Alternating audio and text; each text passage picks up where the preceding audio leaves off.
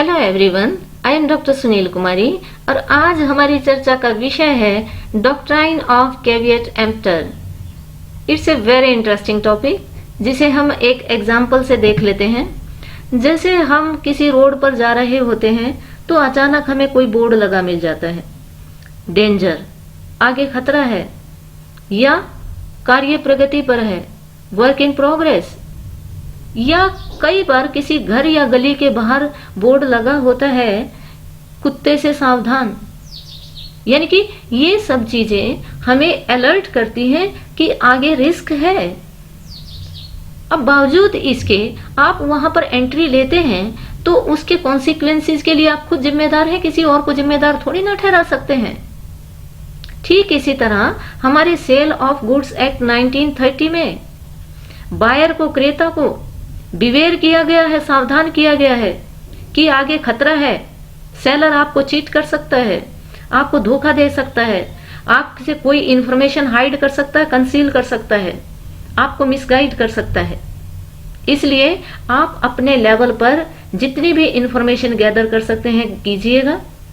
आप जितना आप खुद देखिएगा कि कोई प्रोडक्ट आपके लिए क्वालिटी वाइज फिट है या नहीं है, अप्रोप्रिएट है या नहीं है, उसकी आपके लिए यूजफुलनेस क्या है, राइट।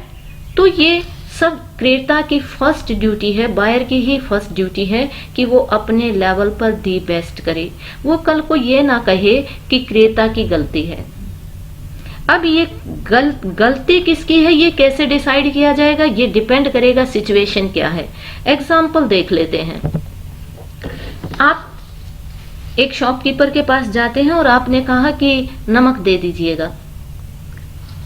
शॉपकीपर आपको व्हाइट जो नमक डेली यूज में जो आता है वो नमक दे देता। आप घर आ जाते हैं, निकाल कर देखते हैं और कहते हैं अरे भाई मेरे को तो काला नमक चाहिए था, ये तो वो सफेद वाला नमक दे दिया। क्या यहाँ पर सेलर की गलती है? जी नहीं, क्योंकि आपने सेलर को कहाँ बताया था कि आपको सफेद चाहिए या काला चाहिए। ये आपको बताना चाहिए था कि आपको कौन से वाला नमक चाहिए। ठीक इसी तरह एक और एग्जांपल ले लेते हैं। आप शॉपकीपर के पास जाते हैं और कहते हैं कि आपको साबुन दे दीजिएगा, ठीक है। तो उसने आपको नहाने वाला साबुन दे दिया, फिर आप कहते हैं मुझे तो कपड़े धोने वाला चाहिए था। जब तक आप उसे ये नहीं बताएंगे कि मुझे कपड़े धोने वाला साबुन चाहिए तो सेलर उसके लिए रिस्पॉन्सिबल नहीं है। लेकिन अगर आपने उसको बताया कि कपड़े धोने के लिए साबुन चाहिए और बावजूद इसके उसने नहाने का साबुन दे दिया, तो फिर ऑब्वियस सी बात है कि फिर गलती किसकी है? सेलर की है। And seller will be held responsible for that. तो उसके लिए कौन जिम्मेदार होगा? सेलर जिम्मेदार होगा। तो ये एक ऐसी सिचुएशन है जिसमें हमें क्लैरिफाई करना पड़ेगा कि बायर की क्या ड्यूटी है और सेलर की क्या रिस्पॉन्सिबिलिटी है, राइट। तो बायर की ड्यूटी क्या है कि वो अपने लेवल पर ऑब्जर्व करे, चीजों को खुद इंस्पेक्ट करे, चेक करे कि वो उसके लिए अप्रोप्रिएट है या नहीं है, ठीक है। लेकिन कई बार ऐसा होता है, लेकिन सेलर की भी, इसका मतलब ये नहीं है कि सेलर की कोई रिस्पॉन्सिबिलिटी नहीं है। कुछ सर्टेन कंडीशंस हैं जब सेलर रिस्पॉन्सिबल है, अदरवाइज सेलर की कोई रिस्पॉन्सिबिलिटी नहीं है। ये बायर की ही ड्यूटी बनती है कि वो खुद चेक करे। अब सेलर कब रिस्पॉन्सिबल है? वो जब रिस्पॉन्सिबल है जब ये 3 कंडीशंस पूरी हो जाती हैं। फर्स्ट क्या है? अभी अभी डिस्कस की है हमने कि बायर ने उसको क्लियरली बता दिया कि भाई मुझे कपड़े धोने वाला साबुन चाहिए। अगर वो फिर नहाने वाला साबुन देता है तो फिर सेलर रिस्पॉन्सिबल है, यानी कि बायर ने अपना पर्पज उसे बता दिया था। दूसरा क्या है कि बायर ने पर्पज बता दिया और बायर रिलाय करता है कि सेलर को समझ है कि कौन सी चीज मेरे पर्पज के लिए फिट रहेगी। आपने पर्पज बता दिया और पर्पज के लिए कौन सी चीज फिट है, यानी कि अब आपने बताया मुझे कपड़े धोने वाला साबुन चाहिए, तो आप ये उम्मीद करते हैं कि सेलर को पता है कौन से वाला साबुन कपड़े धोने का है। ये तो कॉमन सेंस की बातें हैं। कई बार ऐसी भी चीज आप परचेज करने जाते हैं कि जिसके बारे में आपको ज्यादा टेक्निकल नॉलेज नहीं है। आप ये समझते हैं भाई सेलर रोज इनमें डील करता है चीज में, तो उसको ज्यादा पता है। आपने सिर्फ जाकर उसको अपना पर्पस बताया और उस पर्पस के लिए कौन सी चीज फिट है वो आपने किसके भरोसे छोड़ दिया है? सेलर के, क्योंकि आपको लगा कि इसको ज्यादा टेक्निकल एक्सपर्टाइज है। तो इस कंडीशन में सेलर की रिस्पॉन्सिबिलिटी है कि वो उसको वही चीज दे जो उसके पर्पज विशेष के लिए फिट है। तीसरा, सेल हुई है, there is a sale of goods. अगर सेल ही नहीं हुई, आप दुकान पर वैसे ही गए और आप वहां पर पूछताछ करके चले आए, तो आपने क्या डिस्कस किया, क्या बात की, उसका कोई मतलब ही नहीं है। जब तक कि सेल नहीं हुई, सेल ही नहीं होगी तब तक ना बायर की ना सेलर की कोई ऑब्लिगेशन तो या कोई रिस्पॉन्सिबिलिटी तो अराइज होती ही नहीं। किसी की कोई जिम्मेदारी तो तब बनती है ना, तब सेल होती है और एक पार्टी को लॉस होता है, दूसरी को एक पार्टी विशेष को लॉस होता है, बियर करता है। सेल ही नहीं हुई तो किसी को कोई क्या मतलब है इस बात का, राइट? तो 3 कंडीशंस हैं कि उसने अपना पर्पस बता दिया था और वो उसकी टेक्निकल एक्सपर्टीज पर रिलाय करता है, और तीसरा सेल हुई है तो सेलर रिस्पॉन्सिबल है, अदरवाइज सेलर रिस्पॉन्सिबल नहीं है। अब कहता है कि भाई मैंने बताया था, बिगिनिंग में ही बताया था कि हमारे सेल ऑफ गुड्स एक्ट में ये मेंशन किया गया है कि क्रेता सावधान रहे। अब ये कहता है सेल ऑफ गुड्स एक्ट के कहां पर ये बात मेंशन की गई है? कहता है सेक्शन 16 में कहा गया है ऐसा। और वो प्रॉपर वर्डिंग क्या है वो देख लेते हैं। There is no implied warranty or condition as to quality or fitness for any purpose of goods supplied under such a contract of sale। यानी कि इसका कहने का मतलब ये है कि ऐसी कोई इम्प्लाइड या अंडरस्टूड वारंटी नहीं होती कि वस्तु पर्पज विशेष के लिए उपयुक्त या फिट होगी जब तक बायर उसे क्लियरली मेंशन ना करे।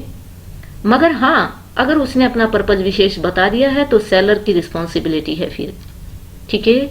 तो ये हमारे सेक्शन 16 में क्लियरली मेंशन किया हुआ है। जितना भी अब तक हमने डिस्कस किया वो कुल मिलाकर उसी को हम क्या कहते हैं? Doctrine of caveat emptor. अब इसको कंक्लूड कर लेते हैं 1 बाय 1 करके। जितने पॉइंट्स हमने डिस्कस किए, कोई फर्दर ऐड होगा तो वो भी देख लेते हैं। सबसे पहला आता है कि इसका सोर्स ऑफ ओरिजिन क्या है, यानी कि ये सिद्धांत आया कहां से, ये शब्द आए कहां से? डॉक्ट्राइन ऑफ कैविएट एम्प्टर कहते हैं ये एक लैटिन फ्रेज है। देखने में लगता है कैविएट एम्प्टर कुछ नए से शब्द हैं, तो ये एक लैटिन फ्रेज है और वहीं उसी को इनकॉर्पोरेट किया गया किसमें? हमारे सेल ऑफ गुड्स एक्ट में। और इसका मतलब क्या है? Let the buyer beware, let the buyer beware यानी कि क्रेता को सावधान करना है। तीसरी बात, it's a certain kind of disclaimer of warranty. कहता है ये एक तरह का एक डिस्क्लेमर ऑफ वारंटी है। डिस्क्लेमर क्या होता है? जैसे आपने फिल्मों में देखा होगा तो एक लाइन नीचे लिखी आती है कि हमारा उद्देश्य किसी धर्म, जाति या समुदाय की भावनाओं को ठेस पहुंचाना नहीं है। यानी कि ये लाइन क्यों लिखी जाती है? ताकि कल को कोई भी क्लेम ना करे, ठीक है, उस लीगल ऑब्लिगेशन से बचना है। यानी कि लीगल ऑब्लिगेशन से पल्ला झाड़ने के लिए ऐसी स्टेटमेंट लिख दी जाती है कि भाई डिनाई कर दिया जाता है कि हम इसके लिए फर्दर कोई इसका इम्प्लीकेशंस होते हैं तो उसके लिए हम जिम्मेदार नहीं हैं। तो ये भी एक क्या है? डिस्क्लेमर है, जिसमें ये जो सेलर है उसको सेफ किया गया है कि पहली ड्यूटी किसकी है? बायर की है कि वो खुद ऑब्जर्व करे चीजों को, उसकी ड्यूटी बनती है। सेलर सिर्फ सर्टेन कंडीशंस में ही लाइबल है, अदरवाइज वो लाइबल नहीं है, उसकी कोई रिस्पॉन्सिबिलिटी नहीं है। क्रेता को खुद सावधान रहने की जरूरत है। नेक्स्ट क्या कहता है? Due to asymmetry of information, यानी कि ये जो कैविएट एम्प्टर का जो प्रिंसिपल है ये इसका रीजन क्या है, यानी कि ये क्यों इसकी जरूरत आन पड़ी? कहता है कि भाई ये ऑब्वियस सी बात है कि भाई जो बायर और सेलर होता है उनको प्रोडक्ट के बारे में दोनों को सेम इंफॉर्मेशन हो ये कोई जरूरी नहीं है। कई बार क्या होता है कि प्रोडक्ट के बारे में ज्यादा इंफॉर्मेशन सेलर को ही होती है और सेलर कोई भी इंफॉर्मेशन छुपा भी सकता है, राइट? तो कई बार क्या होता है कि भाई यानी कि जितनी इंफॉर्मेशन प्रोडक्ट के बारे में सेलर को हो उतनी इंफॉर्मेशन बायर को भी हो ये कोई जरूरी नहीं है। तो ये फिर क्लैरिफाई करना जरूरी हो जाता है कि किन कंडीशंस में सेलर लाइबल है और किन कंडीशंस में बायर लाइबल है। नेक्स्ट इज, यानी कि बायर को अलर्ट रहने की जरूरत है। Next is deals with the section 16, यानी कि हमारे सेल ऑफ गुड्स एक्ट की सेक्शन 16 में इस प्रिंसिपल को एक्सप्लेन किया गया है और कहता है अंडर सर्टेन कंडीशंस ये अप्लाई कब होता है, जब सर्टेन कंडीशन, वो 3 कंडीशन अभी हमने पढ़ी थी, वो 3 कंडीशंस अगर फुलफिल होती हैं तो ही अप्लाई होता है, अदरवाइज नहीं होता है। एक्सेप्शंस कहता है इसके कुछ अपवाद भी हैं जो हम नेक्स्ट वीडियो में करेंगे, जहां पर ये रूल अप्लाई नहीं होता है। तो कुल मिलाकर हम ये कह सकते हैं कि भी ये जो डॉक्ट्राइन ऑफ कैविट एम्प्टर है, यानी कि it attempts to make the buyer more conscious of his choices, so it is the duty of buyer, first duty of buyer to check and preview the quality and utility of goods he is buying. If product turns out to be defective, seller will not be held responsible. Seller की कोई जिम्मेदारी नहीं है, first duty buyer की है।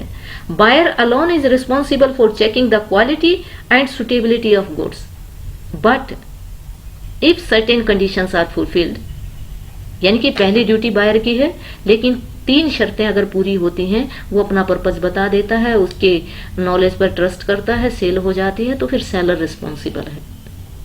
So this was all about the doctrine of caveat emptor. Thank you, आज के लिए इतना ही।